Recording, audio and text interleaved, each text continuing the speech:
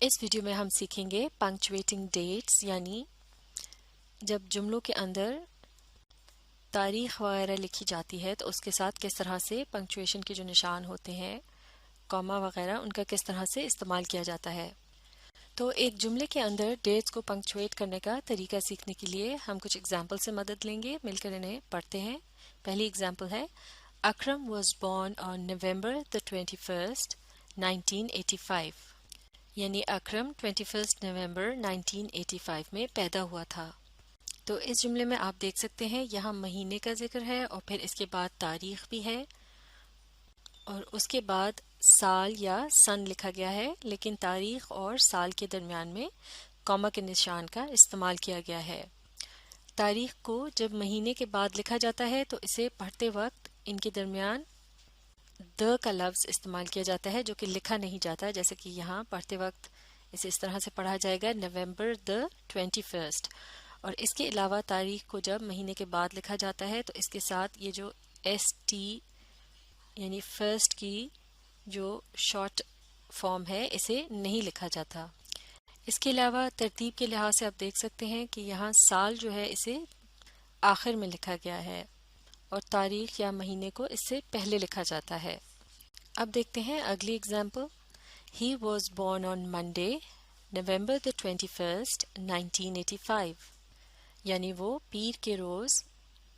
21 नवंबर 1985 में पैदा हुआ था। अब की बार इस जुमले में हफ्ते के एक दिन का भी जिक्र है, जैसे कि यहाँ मंडे के दिन का लिखा गया है। तो इस तरह से ये जो जुमला है ये पिछली एग्जाम्पल से इस तरह से मुख्तलिफ है कि उसमें हफ्ते के दिन का जिक्र नहीं था। तो अगर आपने हफ्ते के दिन का भी जिक्र जुमले में शामिल करना हो तो फिर इसे महीने से पहले लिखा जाता है। और एक और बात जो नोट करने की है पंक्चुएशन से मुतालिक, तो जब हफ्ते के दिन को जुमले में शामिल किया जाता है तो फिर उसके बाद आता है कॉमा का निशान, अगर उसके बाद महीने का जिक्र हो और फिर उसकी तारीख है और तारीख के बाद आएगा, जैसे पहली एग्जाम्पल में भी था, कॉमा का निशान और फिर है साल का जिक्र। अब देखते हैं अगली example, on November the 21st Akram was born, यानी 21 नवंबर को अकरम पैदा हुआ था। अब की बार भी महीने के साथ उसकी तारीख भी दी गई है, लिहाजा और ये जुमले के दरमियान में आ रहा है तो फिर इसके बाद भी कॉमा के निशान का इस्तेमाल किया गया है। ये जो पहली तीन एग्जाम्पल्स हैं इनमें तारीख जो है वो महीने के बाद लिखी गई है, जो कि आजकल आमतौर से इस तरह से तारीख को लिखा जाता है, लेकिन ओल्ड इंग्लिश में यानी पुरानी इंग्लिश में और इसके अलावा यूरोपियन या ब्रिटिश इंग्लिश में अभी भी इस तरह से डेट को लिखा जाता है कि तारीख जो है वो महीने से पहले लिखी जाती है। और जब भी तारीख को महीने से पहले लिखा जाएगा तो फिर उसके साथ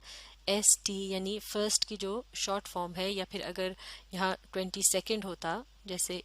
22 और फिर उसके बाद सेकंड की शॉर्ट फॉर्म ND का यहाँ इस्तेमाल किया जाता, तो फिर उसे भी इस तरह से साथ में लिखा जाएगा अगर उसे महीने से पहले लिखा जा रहा हो। लेकिन जैसे कि पिछली एग्जाम्पल्स में आपने देखा, जब भी तारीख को महीने के बाद लिखा जाता है तो फिर उसके साथ ST या ND वगैरह इस तरह की शॉर्ट फॉर्म्स लिखने की ज़रूरत नहीं होती।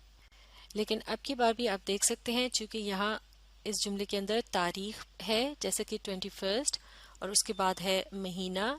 तो इसके बाद साल लिखने से पहले यहाँ पर कॉमा के निशान का इस्तेमाल किया गया है।